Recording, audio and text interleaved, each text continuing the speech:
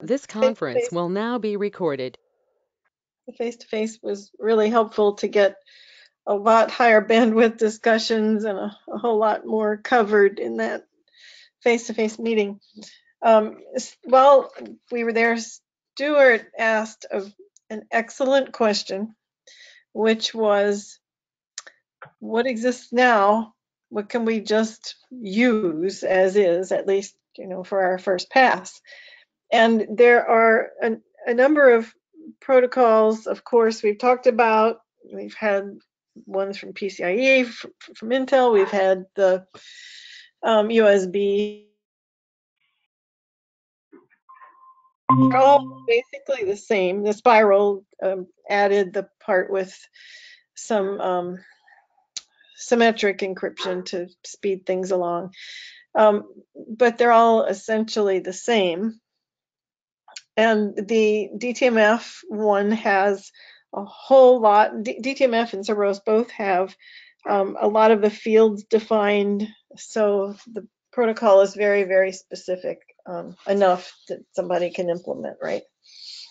So I went back and I was scratching my head about why are these so simple? And one of the discussions came up was, why, a question I posed is, why is the TPM enrollment protocol so much more complex than this? So then that led to another question, which is, what is enrollment versus the actual attestation step? So I have questions to pose to you all. And so enrollment is the step where an adapter says, this is who I am, this is my public key, you server or you platform, go record it somewhere. Keep it in your list of devices that you are going to talk to in the future for authentication and for attestation. But this is who I am. It's sort of an identity. And that's going to be used by the platform to go compare it to the manifest, the expected manifest, right? Because you want to make sure you have devices, only the devices that, it's a policy-driven thing, but essentially you want to make sure you only have the devices you expect to have. You don't have extras and you aren't missing any, right? So all three of those are possible things you want to check. So enrollment is important because it's going to establish what's that list that you're going to fill out and you're going to request measurements of, right? But it's an inventory of what you have and their public keys, or whatever key you're going to use to talk to it. So here's my question. Without any kind of security at all, when you have a device that wants admission into a system, what is the process? Do you care, for example, if we're concerned that let's say a device comes from vendor A, then the way we have these protocols, essentially it says anything from vendor A I'm going to accept. As long as I'm willing to accept something from vendor A, then that's fine. Do I care that they're different devices from that vendor? Do I care that one device might authenticate, but another one just like it would enter the system? So I guess the question is, so let's start with the ordinary process. Without any kind of security, without any kind of authentication going on, you have multiple adapters. How do they gain entry into the system? Do you use some kind of device ID?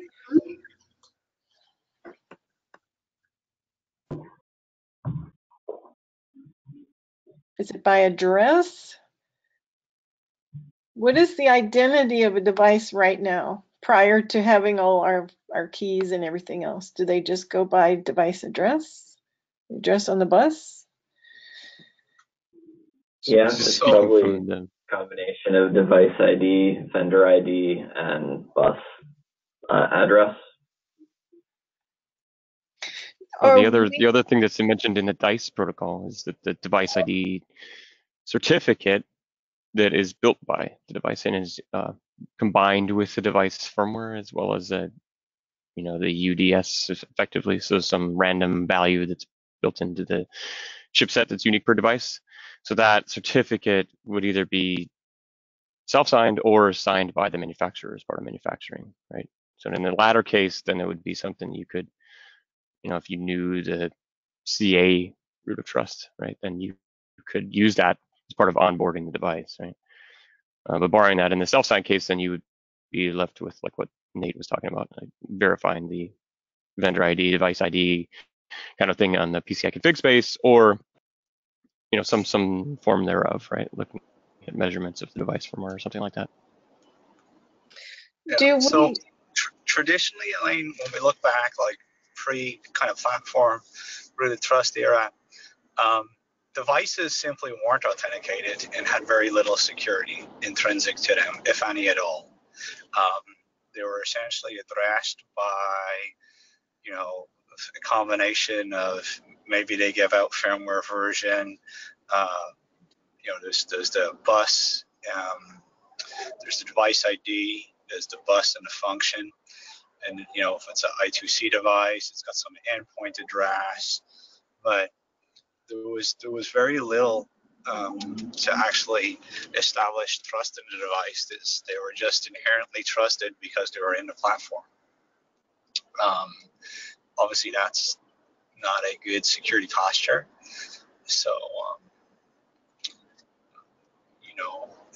cloud providers moved towards adding, the platform rooted trusts, the Cerberuses, the Titans, these kind of chips to improve the security posture of the platforms. so what is, if we go, let's say we have device A and device B, both are from a specific vendor that we generally trust. What distinguishes those two? Do we include in their, like in an authentication step, or the address or the name of them that makes them, it's where are they in the system? Not, because what I'm worried about is, can a device that's remote impersonate or gain entry to a system that we think is local? Can we do, go ahead. Well, that shouldn't be true, but for a lot of the devices on a market today, they can be impersonated. Um, but Yeah. we're here to try to further their security and devise methodologies whereby that's not possible. I can give you an example of what we do, but it's probably a little bit heavy-handed for the average device, maybe manufacturer or consumer. So, like Adrian mentioned about the device ID certificate, when we manufacture a device, we harvest those certificates at the ATE or silicon verification time and import them into a database and then convert those CSRs or self-signed certificates into a signed certificate as we CA sign it on our back end and return the certificates back to the device. The signed certificate back to the device. And those certificates are, of course, device unique. And that's their that's their identity from that point forward. But then that doesn't tell you where it is, right? It just tells you what it is, what its name is, but not where it Yeah. sits. So when we harvest those certificates, that database or manifest the certificates in which we assigned, they show up at an expected time and I guess date where that allocation of hardware is assigned to be delivered. And if those devices go missing or don't turn up, of course we would go and revoke their certificates at that CA level. And this is where the complexity of having per device certificates that might be 2 or 3 devices deep in a platform, and understanding how revocation at a per device works, and to try to explain it, if we have a power supply that sits south of a platform root of trust, and the certificate for that power supply has been revoked because it went missing from inventory for some period of time, so we decided to no longer trust it. In the PKI infrastructure, of course, you have the curl list where you know, if you're authenticating against that PKI infrastructure, you know that that device is not trusted. But propagating that curl, which could be quite large, it could be 1 million devices or more, depending on how much you've had to go and revoke out of your inventory. But it could be a very large manifest of devices. So there's a couple of ways to tackle that problem. One is you can use a DVX style blacklist like UEFI, but then the blacklist would be, because you have per device certificates or keys, that blacklist would grow quite large. It would essentially be the same as that curl list. Or you can use the flows of ownership, and a trusted unowned device can have ownership asserted against it. But then a device that is previously owned cannot have ownership asserted against it unless a authoritative body or external system grants it access to assert ownership over that device. So that means that parts or components can go into a system, have ownership asserted over them by the platform root of trust. If those parts or components ever go missing or show up in a different platform, then they will be untrusted by default.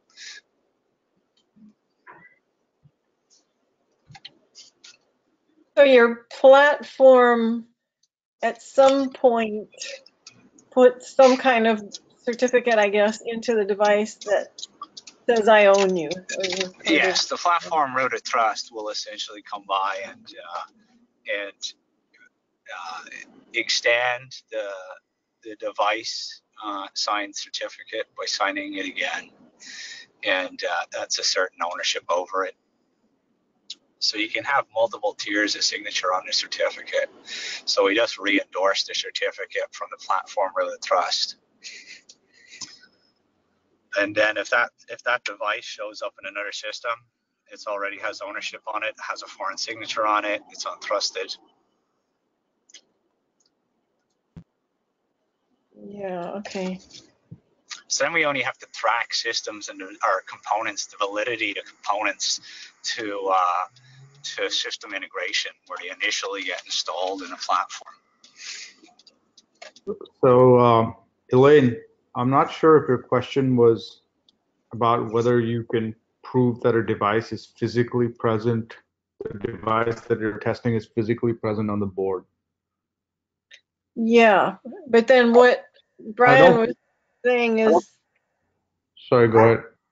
what Brian was saying is that they, at some point in the platform and devices life cycle, it becomes marked as physically present by just having this ownership certificate, right? Right, but I think that if you imagine a device that just sits there and is a proxy to another device on another system, Yep. you'd see that there's no way to prove that you're actually taking ownership of the device that's physically present on the board versus something that's connected remotely over a network. Yeah, I mean, unless you've got some kind of secure and initialization location, Well, right? yeah, I think the only, basically the problem you're trying to answer is, how do I know that I'm not going through a tunnel on the internet versus being directly connected to this host? And Yes, exactly. I That's my think question. I don't think that that's possible to do on a board unless you have at manufacturing, when you have physical control of the system, somehow bound that, and that means basically that all the parts know each other. They have a unique identity and they've been basically bound to each other. I think even in that case, it would not be possible in theory. Because if you just have, I mean, essentially you're saying, what if I just have a pass-through cable that goes somewhere, right? That's no different than just having a bus that's connected to the device. Right. So yeah, I think in theory you could basically put it on a different system and it would be very difficult to know. So then in our threats document, I don't know who's doing our threats, but then we'll have to say that's a valid threat. Yeah, Because and by the way, this thread also exists for TPM, which is kind yeah, of the best you're right. There's one variation that improves things on TPM that our protocol doesn't have, which is to send something that only that device can decrypt. respond. Yes, right. And But our, even then, you wouldn't know that it's on your system, or if that TPM has somehow some network attached proxy. yeah, you don't know, but you do know it's the TPM that sent you Yeah, the, it's your TPM. You just don't know where it's physically located. right. It's not just being bumped to another TPM. Yeah. You have to design the protocol in a way that the one that is trying to talk to me is the only one who can get my challenge and answer my challenge, as Well, opposed to any TPM, right? yeah. Well, it's worse than that, right? Because it's not that that's the only one that can respond to it. Because in a TPM case, if that TPM is on another system, essentially you now think that system X is being attested, whereas you're getting the measurements from system Y, and system X could be in a totally different state. Right. I mean, you're right. But you're right on one-to-one platform to TPM authentication. There is a lesser or poorly designed protocol that makes that even worse, right? That you think you're talking to that one-to-one when in fact you are Right. talking to another, and it is a TPM, but it's not the one you started talking to. Right. So basically, I guess having the unique identity and knowing that it's the TPM you should be talking to, it at least restricts the flexibility of the attacker. If they want to attack you, they need to take that TPM, not just any TPM, and put it there. Right. Yeah, I think that's a good thing to call out. Yeah, and my question then is, do we need that too? Or does the physical nature of the platform and how devices come and go, does that take care of it for us anyway? Right. I think that, I mean, I think it depends on what you, again, think of your threat model as. But if you think of, um, you know, sort of supply chain attacks, then having some kind of mutual authentication where both the TPM and the platform. So one of the problems with, yeah, I guess this is a slightly different situation because you're just getting bus traffic. I think platform, yeah, mutual auth sort of strengthens the binding together of components, so you can't replace one component with another. But I'm not sure that that gives you anything more other than to know that there's, if you had mutual auth, you could negotiate an encrypted link, and then you could say that there's no man in the middle that's snooping on traffic. But that's different from saying, is this on the same system or not? Yeah. And so I think Brian's way of saying, whatever I see on this system, I bind it by putting a cert, is just as good as knowing out of band that these are the components that I expected to see on this system. Because at least if you want, one way to do is to know exactly what components you expect on the system. But for that, you need out of band communication from your manufacturer that for each system, which is painful to manage. Yeah. So I'm trying to classify these things. One is this device one that came from vendor A? Then that's the simplest, which I think is pretty much all we're trying to do in these protocols. I mean, it might have a certain device type or something that's in the certificate, but essentially what we're verifying is that it came from a vendor we trust. Right. I mean, I think that we should have the room in there for the device to have a device unique identifier in Yeah, case yeah, somebody wants to validate that as well. But yeah. yeah. And then there's another step further, which is it came from vendor A, and it's the one I started this protocol with, not another one that's also in the system, but the one I think I'm talking to. So would those different devices have different like device serial numbers that their like challenge responses would be based off of or something? I'm sorry, Well, like I really don't know. so they'll have unique device. So far, the way we're planning to do it is they'll have a unique device ID, and that's been put in at manufacturing, right? It's Yeah. unique. So their responses would be unique. So even if you had like 4 or 8 of the same network card of the same version and model in your system, like something about this, the authentication would be different from those because they had different device IDs or Yes. different unique Yes. serial numbers or something. Okay.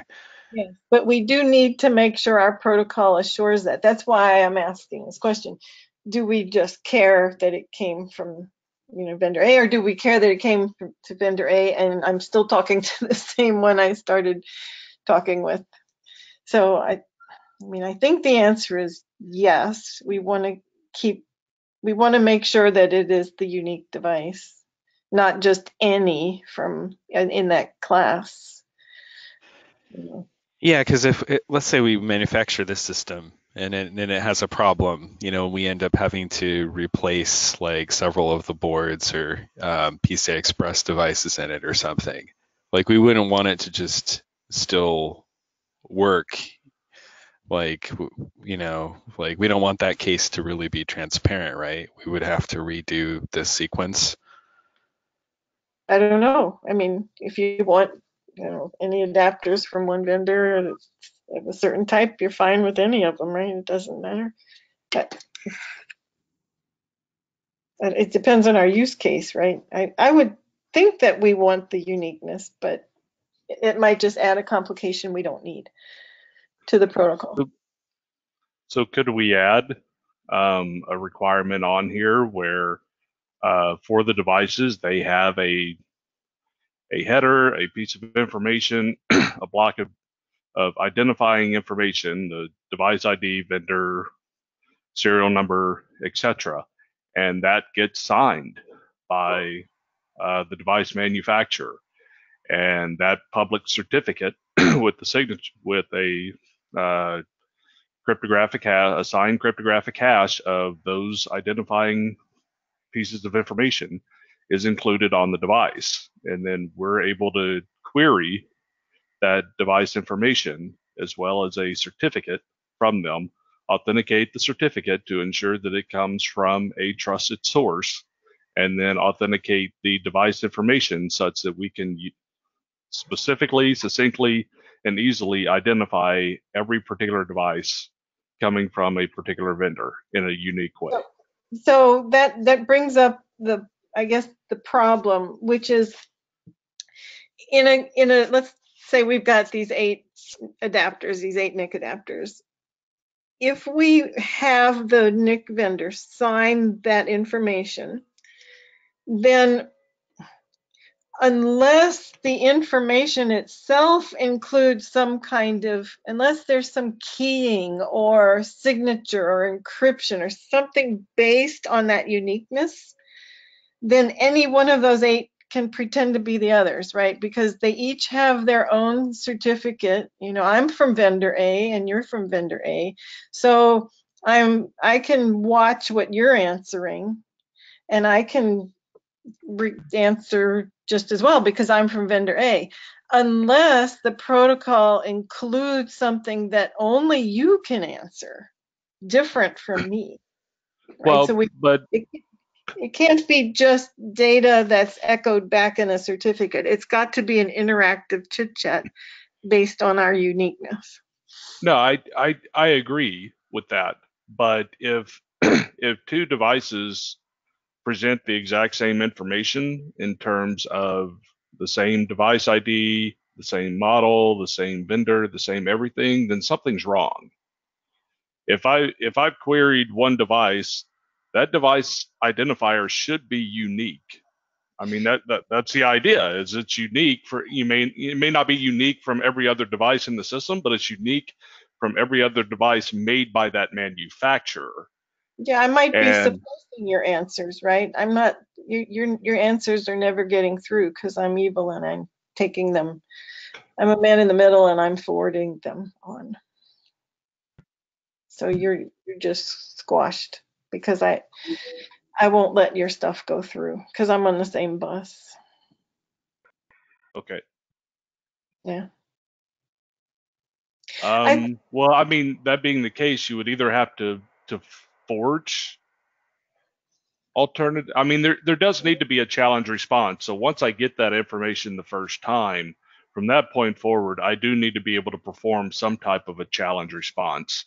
And I think it does necessitate that at least at one point in time in the lifetime of the system, the owner has to be able to say with some degree of confidence, I trust the current state of the system, so that all of this information can be communicated. Otherwise, it would all have to be communicated over some out of bands channel through a configuration file or something else that gets loaded onto the system. Those are really your only 2 options. You either deliver the information out of band, or you say at some point in time, I trust the current state of the system such that I can communicate with the devices and extract this information, and then set up that challenge response for all the subsequent. Yeah. I think the answer is going to be that we need the device unique response to a challenge. I think one more thing there, Elaine, that's worth thinking about is whether or not it needs to be a TPM style identity where it's a public-private key pair and you can challenge the device for the possession of the private key, or it's sufficient for it to be just a serial number, but that serial number is incorporated as part of the certificate. And I'm not Sure. I'm still trying to think if the public-private key is somehow more secure than the serial number, but I'm not sure yet. Yeah, because it is, because that's when you can do your nonce and your challenge, a live challenge, right? As Yeah, opposed but to, the challenge is only I guess the challenge proves to you that the device possesses the private key. right, Um, and then that becomes interesting only if you are trying to send back some information. Yeah, because you want some information that's signed under that private key. So even if right. you had even if you had a serial number which told you what the device was, you would still need the device to have some Mhm. device unique key that could sign Yeah, the data that challenge. it's okay. Yeah, okay, makes sense. One thing I just wanted to mention that I also noticed was that I'm assuming this get digest phase or whatever will accommodate things that like choosing between a Cerberus style and public private key style or spiral protocol for attestation. Yes, that is in the DTMF. Let's see if I can switch screens. Oh, shucks. In the I don't have it anymore. Hang on. In the gory details of the DTMF spec that we've seen it before, but you have to go digging around in the spec. There's a whole sort of negotiation phase that's not even in this step. We don't see it here in this diagram. It precedes this, which is tell me what you can do, tell me what algorithms you support, and there's I don't want to call it negotiation, but it's just tell me what you can do, and then the platform knows how to challenge and what kind of certificates to request, so forth. Yeah, it's get capabilities and then negotiate algorithms. Thank you. First two commands. Yes. Thank you.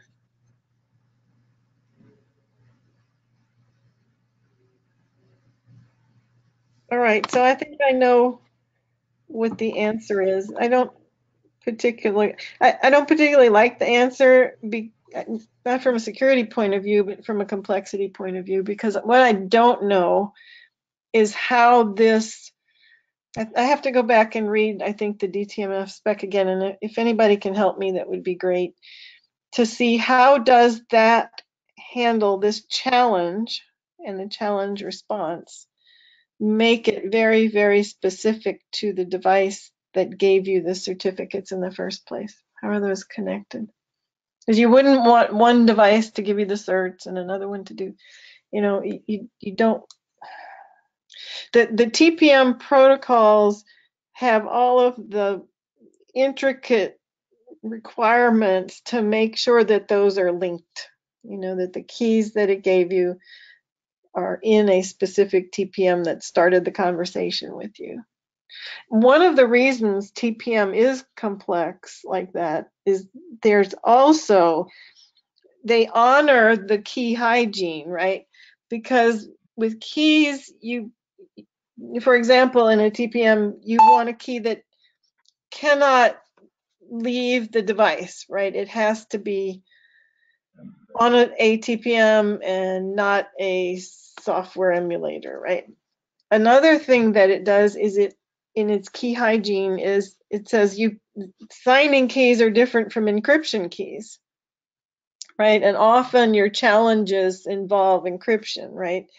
So the EK and the AK, or the endorsement key and the attestation key, are different kinds of keys. The endorsement key is an encryption key, and the attestation key is a signing key.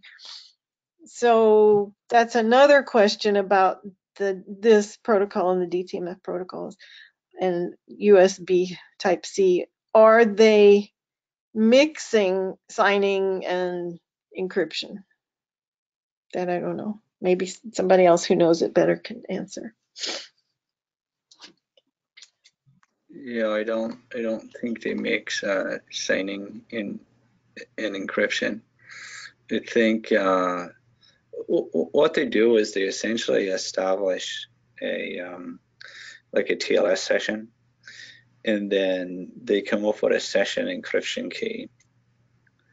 The DMTF one doesn't quite land there. They didn't put encryption in scope for the session, because the purpose of establishing that session and the identity is just to get a measurement exchange, and to get signed measurements back.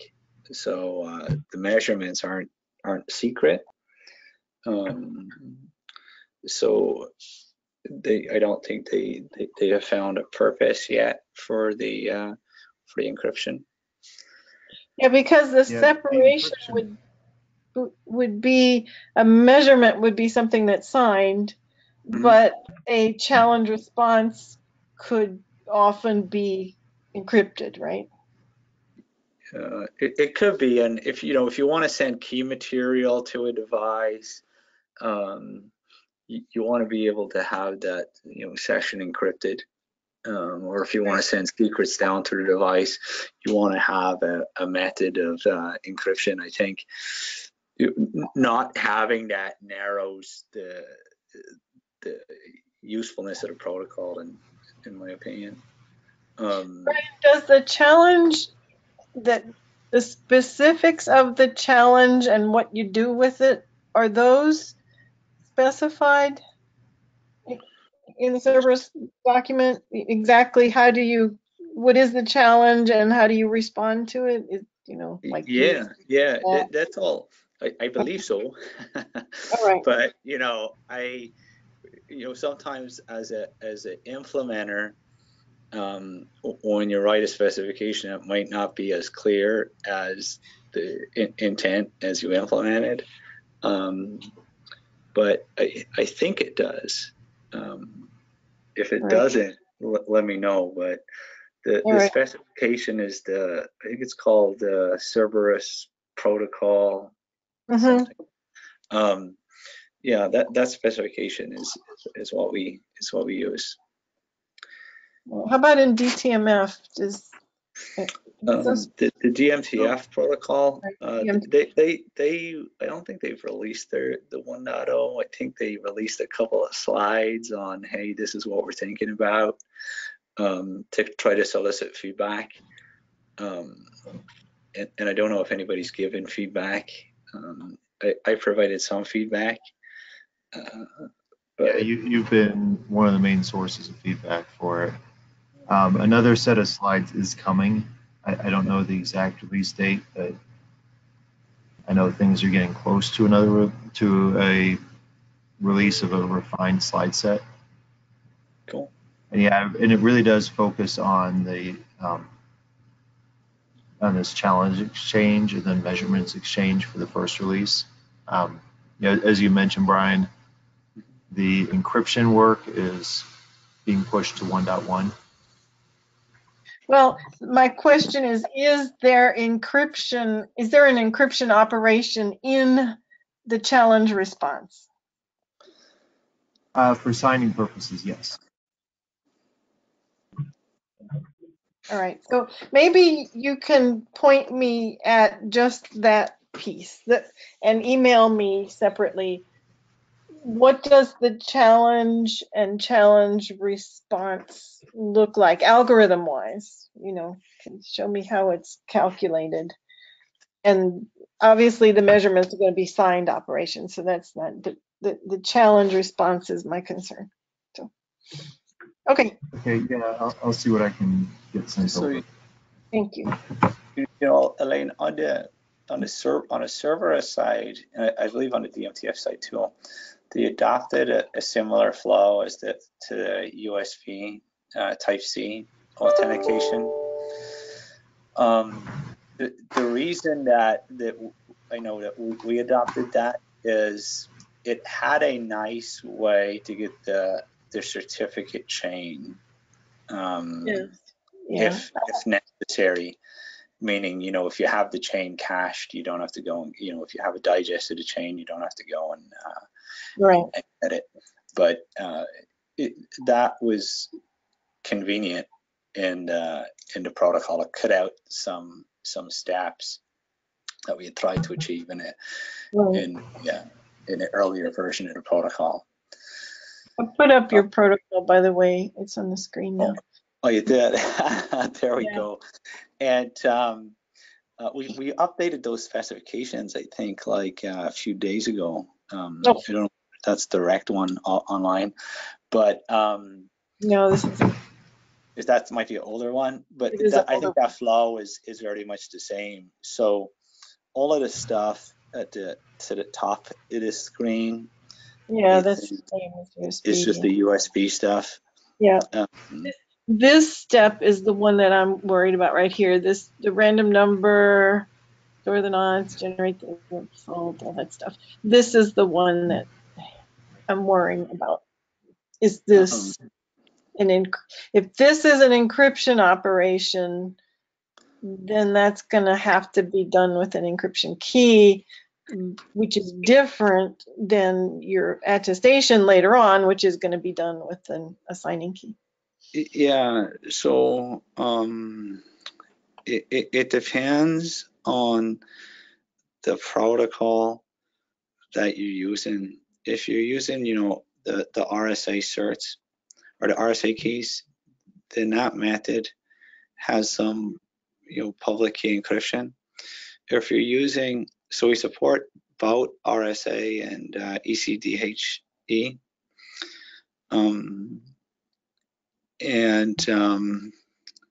So if you're supporting RSA, you have encryption. If you have the ECDHE, you don't.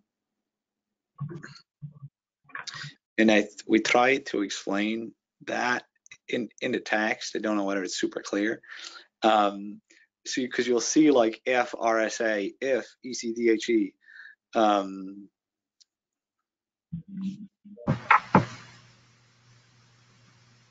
But it's very similar to TLS, right? That part of it, at least. Okay. All right, I'll go dig around in this part of the text, see if I can find more. Okay. I'm sorry, Brian, I took up too much of your time again. Yeah, and we will publish code for it too at some juncture. To help with that, we have like a reference implementation that we've typically worked with, our partners for devices to implement. But the intent is that we'll open source that too. Even pseudocode would be helpful.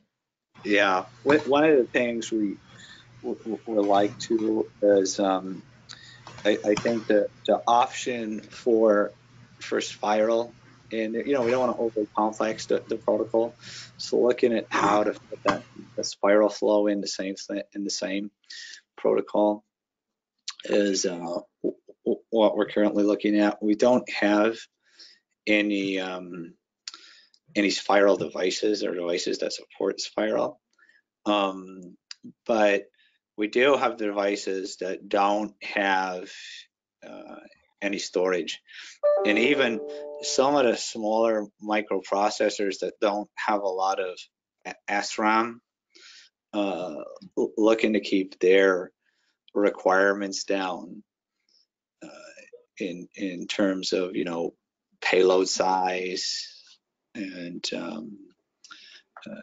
certificates are kind of big or large, the space they require. So we're looking at options to keep that to a minimum set, and especially to packet size that goes to devices.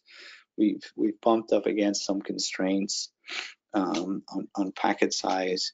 I keep going back to like PSUs, because they're kind of a device that have they typically have DSPs that do not have, they're all the tightly coupled memory, so they don't have external memory, and the device is very specific and purpose built. And some folks might say, hey, why do you worry about PSUs? It's not in your TCB. Well, although it doesn't necessarily need to be in the TCB. The trap model is such that we don't only worry about data integrity and data exfiltration, but in our trap model we also worry about denial of service and kind of ransomware attacks and malware been in these components that they can cause them to go offline and misbehave. So worry about the security of all peripherals, no matter how remote to the central processing or the handling of data. We still have concerns for the integrity of all platform firmware. Yeah, turning off your fans is pretty effective, right? Yes, absolutely. Yeah, or even more effective is driving them all to the max and causing negative air pressure in data centers and even over power subscription. Lots of ways to play around with. Yeah, fan control is one of those things that gets overlooked, but is really critical on the platform. Okay, so you want to switch over for the last 10 minutes to the secure boot. I think there's only really two questions remaining. I'm gonna have to change. I might have to drop off and join again. Let me see. Hey, while you're getting that set up, Brian, Elaine, I did make a modification to the common security threats because we had talked about like this attacker extending the attestation protocol. I put it in the scope questions area, but I just wanted to capture that one because it was kind of an open. Unless we want to officially state that that's like out of scope, which is basically extending the attestation protocol to make it remote instead of a local. Yeah. Okay. And where did you put that in the thread? Yeah, I put it in the common security threats notes document. Oh, okay. Thank you. I currently have it just listed as a question. If we want to put it in the officially in the out of scope area, then let's do it. You guys comfortable with that? Hey, I think that's good. You guys can see this presentation that I've been trying to work through for a long time now. Last time we talked a little bit about secure boot, the zeroization of security state came up, and the question was, do we permit it? And it came, I think the conclusion was in relation to secure boot that the zeroization is not required. But then it brought up, we went off then on a tangent about ownership certs and combining those with firmware authentication. So essentially, when you take ownership of a device by changing some of the device's identity to be associated with the consumer of the device. That also provide firmware authentication, or that certificate. There's a public key associated with that certificate. Perform the firmware authentication, and that was still an open from the last discussion. What is the general consensus with this? Do we want separate keys in the device that do firmware authentication, or does the device identity certificate key associated with the device's identity certificate authenticate firmware?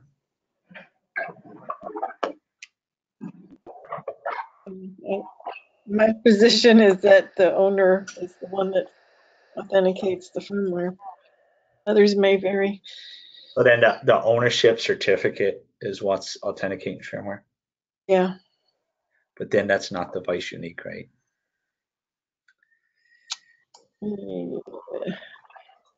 Well, it depends on how you build it, right?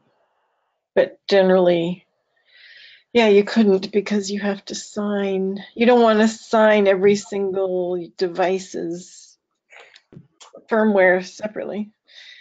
Yeah, that would be problematic for sure. Yeah. So something to think about in a model, how that would work, I guess. Well, but you're wanting the ownership on the device side is which public key is my owner, right?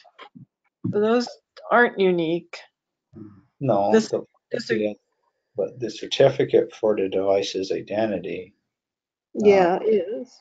is. So do you use the manufacturer certificate for identity? And then really just give it your own certificate in order to give it a public key. I So would then, say you use the manufacturers for the device's identity, and then the device has to consume the owner's public key and store it, right? yes. And then it will use that subsequently to validate the incoming firmware. Okay. So what you're saying is use manufacturers. Yeah, for the device identity.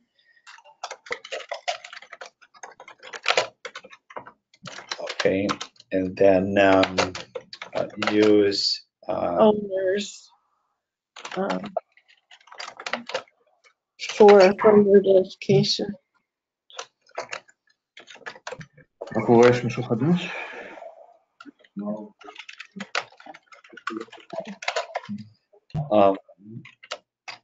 And then whether the owner cert is maintained in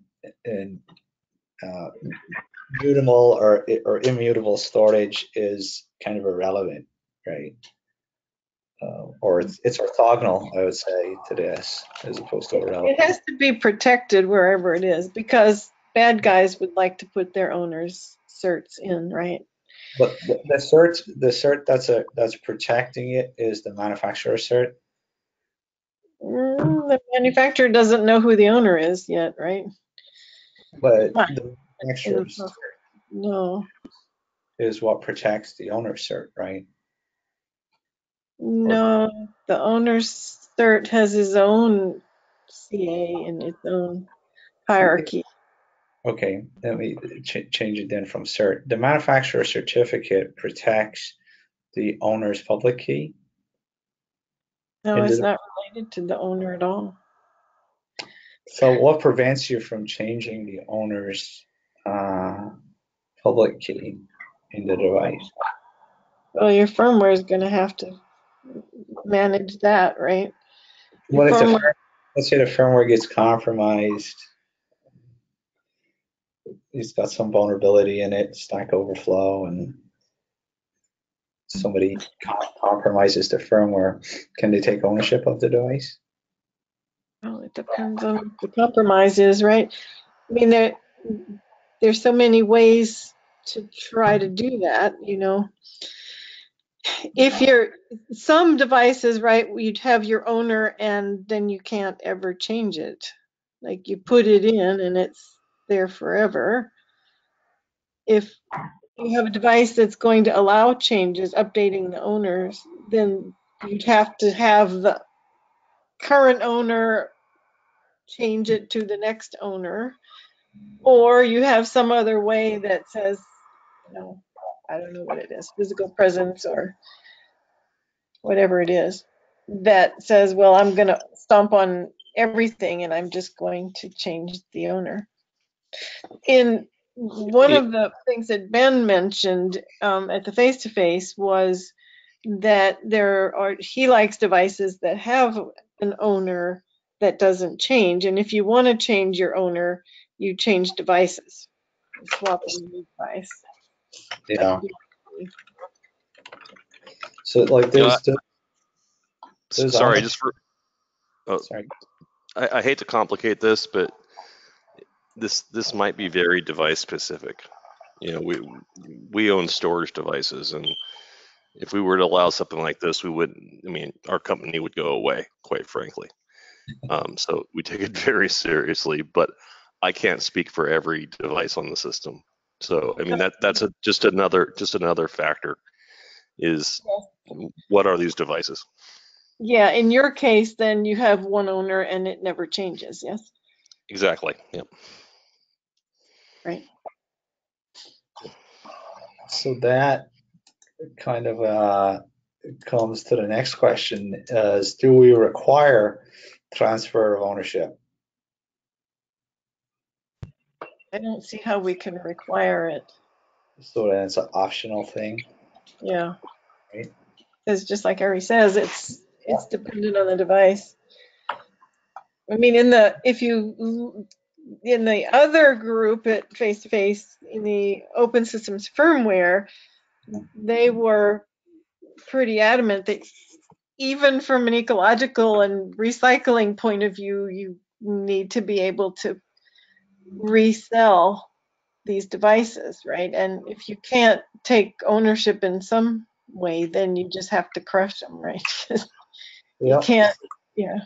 That comes down to if change of ownership is an optional thing, I would say by nature of that, then the zeroization also has to be optional. Because zeroization would permit change of ownership. All right, you blanket it and establish a new owner. Yeah. Is there any other reason to zeroize? I mean, there's the tamper kind, but you know, that's a different, we're not talking about that.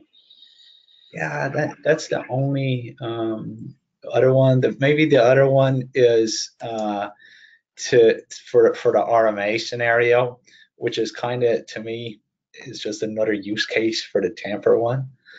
You know, you have a device, you've got it provisioned with some stuff in it, whether it's secret, whether it's non-secret.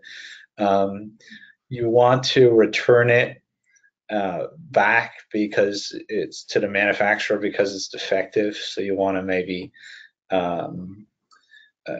take the storage guys the comment. You know, you have a disk, you want to return it back to the manufacturer. I'm sure you don't want to leave all your contents on that disk.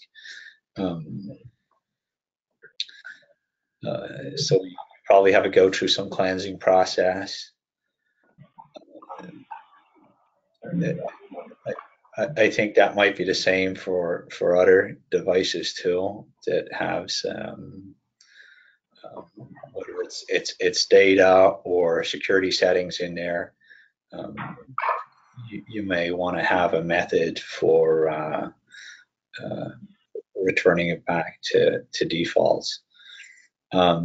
This one, you know, if this is kind of where ownership transfer might be useful, but if ownership transfer is an optional thing, is the return of merchandise, is that the RMA, is that also kind of out of scope or optional? What do you mean by zeroization? I mean, you when you change ownership, so when you do zeroization, you in general you change ownership to the manufacturer. Is that right? Yeah. So it's change ownership in general. Okay. So the change of ownership we said earlier was an optional measure. It's not something that we're going to require as part of the specifications. Is that correct? Is that the consensus? I think you need to provide some method to go back to factory defaults and wipe out any secret information and certificates and wiping's a or a method to invalidate, right? yeah. But this is the part of all change ownership process, right? You revoke the old certificates and keys and put new ones. Yeah, returning to factory state is just a case or a restricted case of changing ownership, right? Because there are attacks where So return it back to factory settings and then you evil person take ownership again. So then is the ownership thing, is it required or optional? What's the flow here? Because then the RMA is also going to follow. Right. Because the decision here is going to impact the RMA. Right. I don't see it as optional. I think it's a mandatory thing. The ownership transfer? Yes.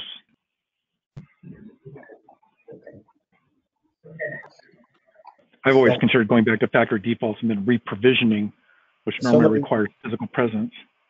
Somebody mentioned earlier if they permitted ownership transfer to go out of business. I didn't quite understand why they could. Maybe they could elaborate on what they meant by I think this is RA with Seagate. I think our biggest concern would be a security researcher or some third party being able to access the device and own the firmware. I may be misunderstanding the term ownership here.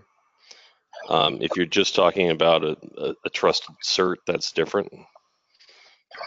But you do realize that security researchers really go after storage devices, and the PR that's involved in us not having secure control over that data and all the work we do to work with government agencies, et cetera, to ensure that it's secure is something that we need to watch carefully. I see. But I don't think in any of the ownership flows we're lowering the security of the device. We changed the signer is what we had talked about in the previous slide. Is the owner of the device is the one who is responsible for firmware authentication. That doesn't mean that you don't have the whole authentication, I guess. So it has to be manufacturer signed and owner signed. So I'm sorry for go ahead. Coming new on, kind of trying to onboard here. Using the manufacturer cert for identity versus the owner cert for identity, don't those, if you're going to use an owner cert, I'm trying to figure out what the difference between using manufacturer cert versus owner cert for doing firmware authentication, because in my mind, it should always be the manufacturer cert is where the trust comes from. If you're going to have an owner cert to allow owners to actually sign firmware to get updated, those certificates need to be bounded together somehow, right? I mean, I wouldn't. Well, the owner, you can have a degenerate case where the owner is the manufacturer, right? And the owner and the manufacturer says you can't, you person who owns the machine or whatever, can't update this. I'm in charge. And there are some models like that, right? But where there are customers that insist on controlling their own firmware, then they become the owners. So the easier case is where they're both the same, but we need to support where they're different. Okay. So you allow somebody, so the owner would have to sign the firmware in order to get it loaded onto the product. Right. Seems pretty, okay. I could see the use case for it, but my experience is that people don't want to own signing. They want to push that off to the manufacturer. That is true in many cases, but not all. Yeah. Yeah. Oh, okay. So then this is still optional, the ownership authentication, or we work that in to the specification. I think it's definitely optional. Okay. But still, how are you binding the certificate, the owner cert, with the? Is it you just once they provision it with their certificate, and there's no, like, the manufacturer doesn't have to sign that certificate in order to be allowed to get on the board? Yeah, that's that's another whole nasty can of worms, because yeah, I mean, there are cases where if the manufacturer has to determine who the owner is, that's one model. But some owners really object to that, right? You think of the government, think of, intelligence agencies at the government. They don't want the vendor having to grant them access to the equipment that they're going to use and that they bought, right? So, sure, yeah. So they don't want them coupled. Or there are models where a vendor says, for warranty purposes, I don't want you messing with the firmware. So if you want to have a nice, agreement with me and we'll sign contracts, then I'll sign a key for you to let you put in your own firmware, but it's going to affect your warranty and service. So the problem is there isn't one model that works for everybody. Yeah, and it's device specific. As you know, as a storage manufacturer, we receive as much scrutiny as anybody does from the NSA and others that we do business with. But I'm not. Again, I can't speak for all devices. I see. Okay. So we'll keep this in here as optional, and I'll write something up and work it into the specification. The transfer of ownership, I think. But Brian, it does affect our protocols, because remember we put the identity certificate in our manufacturing step in the protocols. So yeah, you remember. So we at least have to have the manufacturer's cert in there at a minimum. Yeah. Yes, but Okay. whether we permit changing that is the optional part, right? Yeah. Or supplementing it with an ownership cert. I think that's fine. We make that part optional, but the manufacturer's at least identity is mandatory. Yeah, that's the minimum. Okay, got it. Okay, so we talked about the transfer of ownership, and I think if we, with transfer of ownership, it's optional. It permits this this scenario a little bit easier. It doesn't necessarily require full part zeroization, but it would permit some RMA scenarios, and then zeroization as an optional thing. We said zeroization is optional. Zeroization is not required, but I think transfer of ownership still permits this. Yeah, so I guess we're saying if ownership transfer is optional, then so is RMA. Yeah, essentially.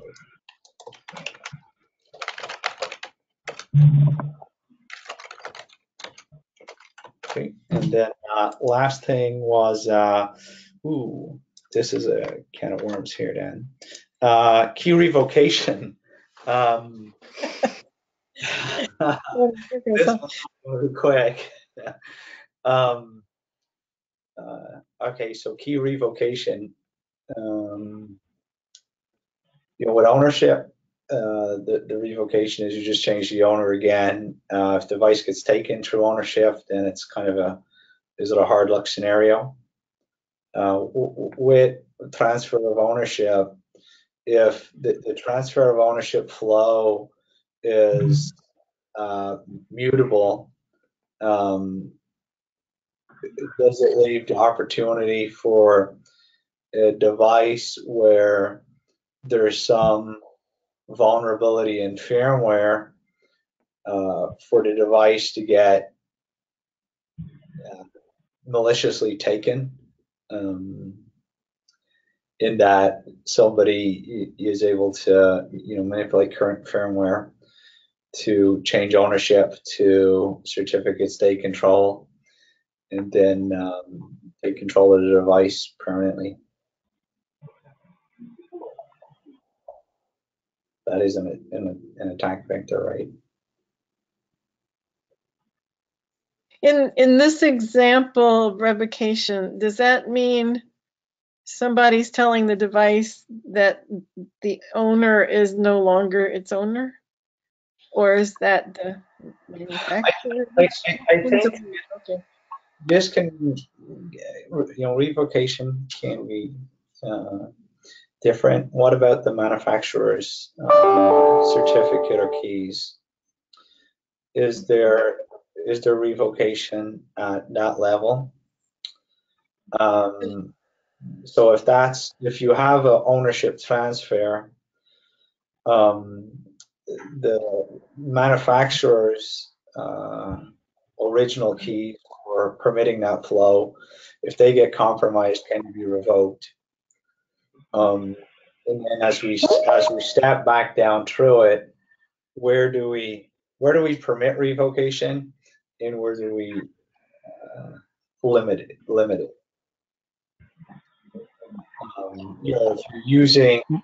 If you're using fuses on a part, the revocation is obviously, if you're using like OTP for key storage for that manufacturer's public key, then your fuses or your ability to revoke that are limited by the amount of OTP you have in the part.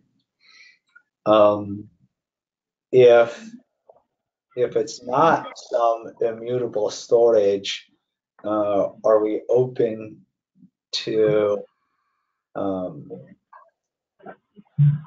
device getting compromised and then put into a state where it's essentially bricked, or the ownership been changed maliciously?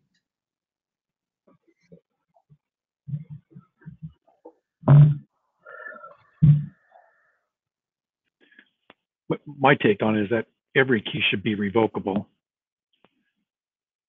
Kind of and my other thought is that manufacturer keys should be limited.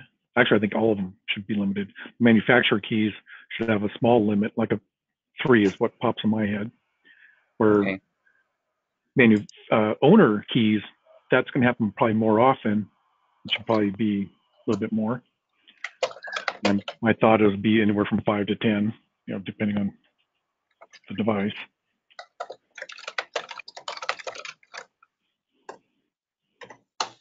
So how would you do that in the field? I mean, when you put your first manufacturer's certificate in there with the manufacturer's key, you're in this, secure enclave, whatever, with gates, guards, and guns, right? Putting it in the first time.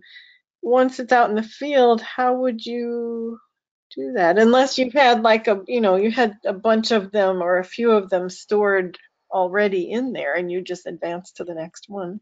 Yeah. Right, the ladder. You store them all at once.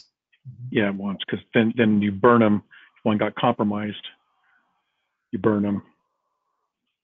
You go on to the next one. So yeah. It is revocation, but it's still a variation of that.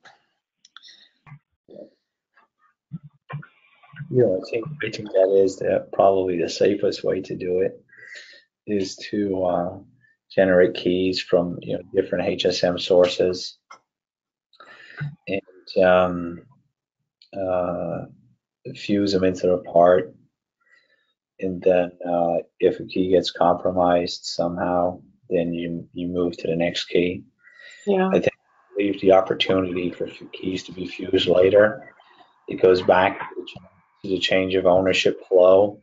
If there's a vulnerability in that flow, it allows for somebody to fuse a key in there that you're not the owner of and essentially take control of your part.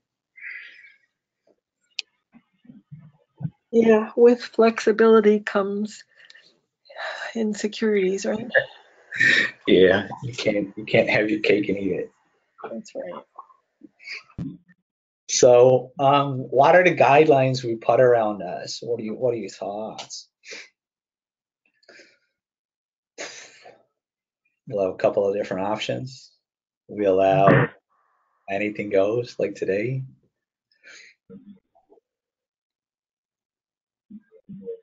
Try to. What guideline do we give on it? Any thought?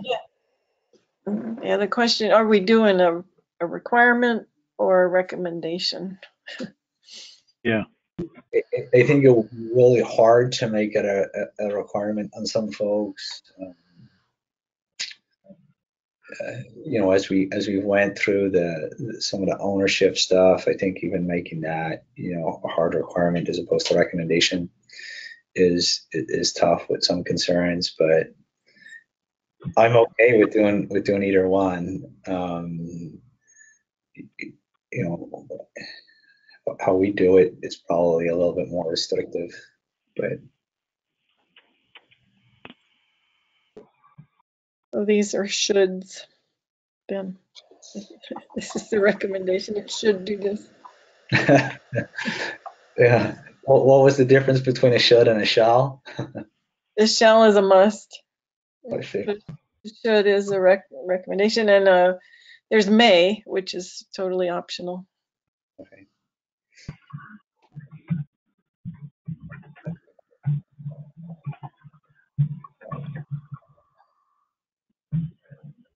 So, any other thoughts on this, or we're well over time, so I appreciate folks staying to drive this to the ground. Like this is one for the device manufacturers to weigh in on. Yeah, absolutely.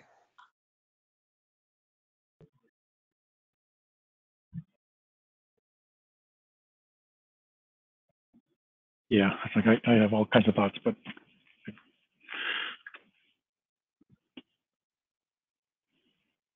What are you thinking? well, I want to make it a requirement that you store securely your keys in fuses, and you have a limited number of them. But I understand the flexibility need. Are you saying you would make that a requirement, or you would not? I would make that requirement.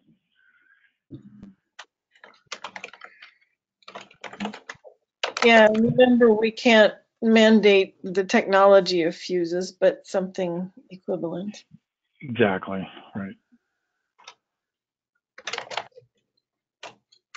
Yeah.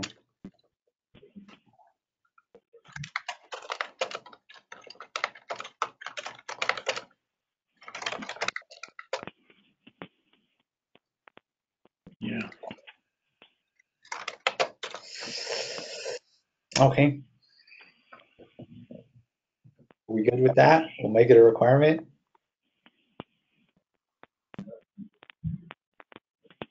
At least till next week, right? Yeah. Well, no objection. No objection means consensus in this forum. So, okay. Good. If somebody objects to it between now and next week, then that's the opportunity. After that, it's locked in stone until we change it again. Okay. All right. Thanks a lot, folks. Okay. Thanks, guys. All right. Thank you. All right, thanks. Okay.